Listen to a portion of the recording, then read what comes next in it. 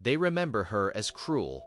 They wrote that she turned men into chairs, that she rested her feet on the backs of her enemies. But no one asks what kind of world forces a woman to become that hard. Before judgment, we must sit where she once stood. Her name was Queen Nzinga, ruler of Ndongo and Matamba in the 17th century, a woman who confronted the expanding Portuguese slave trade along the coast of what is now Angola. She entered negotiations as an equal when no seat was offered to her. She led armies when her kingdom was threatened. She ruled for decades in a time when defeat meant captivity for her people. This is not a tale of cruelty. It is a story of pressure. 17th century Central Africa was shifting under pressure. The kingdom of Ndongo, in what is now Angola, stood strained between internal instability and foreign ambition. Along the coast, Portuguese traders expanded their reach, feeding the growing Atlantic slave trade. Forts rose, demands increased, captives were taken inland. Villages burned, families were separated, chiefs were pushed into treaties they did not fully control, agreements shaped by guns and foreign interests. And in the middle of it all, a woman watched her homeland tighten like a fist.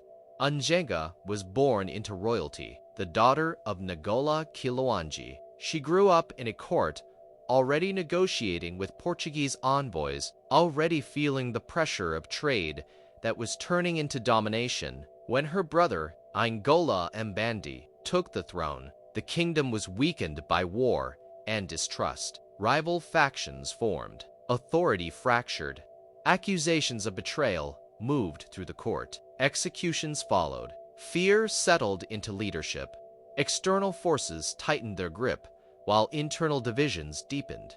She did not inherit peace, she inherited fire.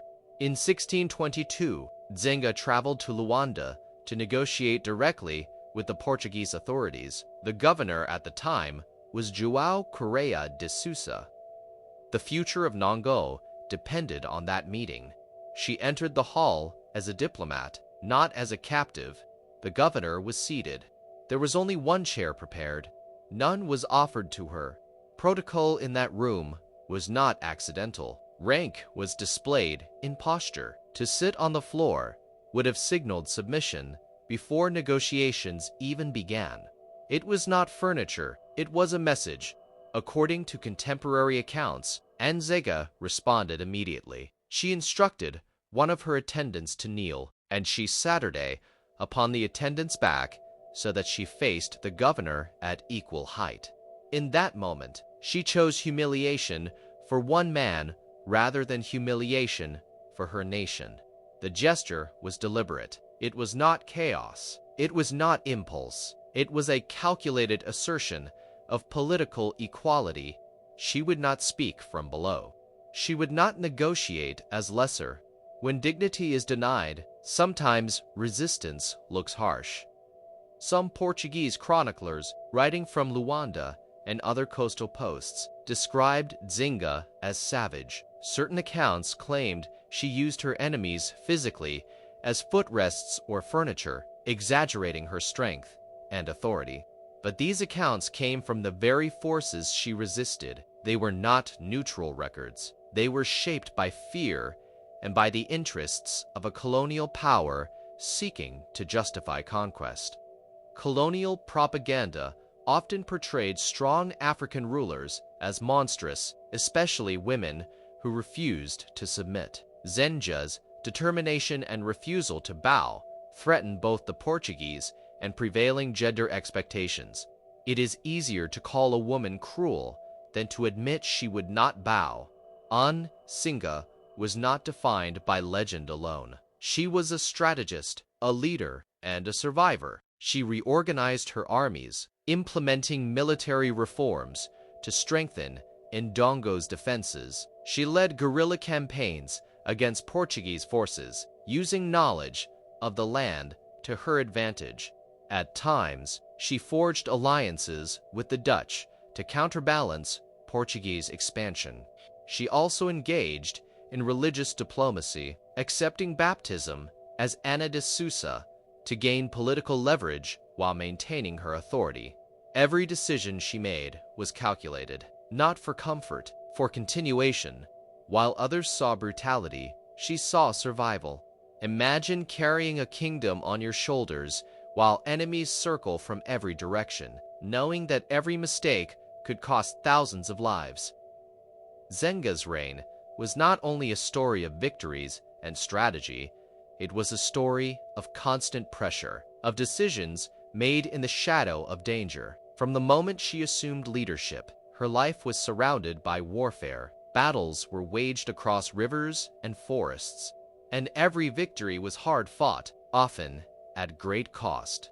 Betrayals were frequent. Allies turned against her when circumstances shifted, and even within her court, whispers of ambition and disloyalty tested her resolve. She could trust few, yet she had to project confidence and authority at all times. Any sign of weakness could be exploited by rivals or by the Portuguese, whose ambitions pressed ever closer. Leadership carried a profound loneliness. Surrounded by advisors and soldiers, Nzinga could not share the weight of her burdens, could not show the fear that she surely felt. Every strategy, every negotiation, and every march into battle was calculated not just for herself, but for the lives of her people. Strength is often mistaken for lack of feeling, but strength can be grief wearing armor. How many nights did she lie awake, staring into the darkness, knowing that defeat would mean chains for her people, knowing that one misstep could undo years of sacrifice? Her courage was quiet, but immense. It was the courage of a woman who bore the grief of an entire kingdom and carried it as if it were her own. The story of Nzinga and the so-called human furniture is less a record of cruelty and more a symbol of defiance. Every action attributed to her in these accounts carries meaning beyond the literal. To sit above her enemies was to refuse domination. It was a declaration that she would not yield, that she would meet aggression with authority, and that she would protect the dignity of her kingdom at any cost. By turning the threat of her enemies into a form of support, whether literal or metaphorical, she practiced a kind of psychological warfare. She understood that power is not only in the strength of arms, but in perception. By commanding respect through presence and posture, she reminded both allies and adversaries that submission would not be demanded from her. Her courage and leadership are commemorated today in Luanda, where a statue stands in her honor. Bronze replaces flesh. Permanence replaces fear. She stands not on the backs of her enemies, but on the pages of history, a testament to resilience and sovereignty. Perhaps the furniture was never bodies. Perhaps it was fear, rearranged. Perhaps the legend endured because it captures the essence of power in a world that sought to diminish her. Through every exaggeration, every accusation, the truth remains. She turned pressure into strength, threat into strategy, and opposition into survival. History often remembers powerful women through the lens of discomfort, but survival does not ask to be gentle. If you had been in her place, what would you have done? Nzinga's life challenges us to see courage not as cruelty, but as necessity. She made choices that protected her people, defended her kingdom, and preserved her dignity in a time when every decision carried life or death consequences. If this story moved you, subscribe for more powerful African histories told with dignity. Comment, dignity over submission, and share this so her name is remembered for her courage, not just the rumors. She did not become hard because she wanted to. She became hard because her world gave her no softness.